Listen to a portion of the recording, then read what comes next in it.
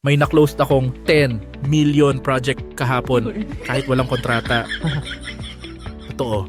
Promise, akala ko dati okay lang kahit walang kontrata.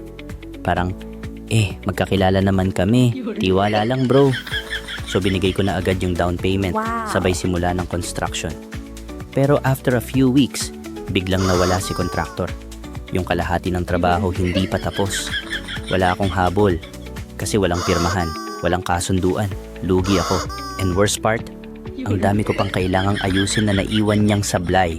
Then I met this architect who explained the power of a proper contract. May clear scope, timeline, penalties, lahat nakadetalye. Doon ko na-realize, ang kontrata pala, hindi para sa tiwala, kundi para sa protection mo.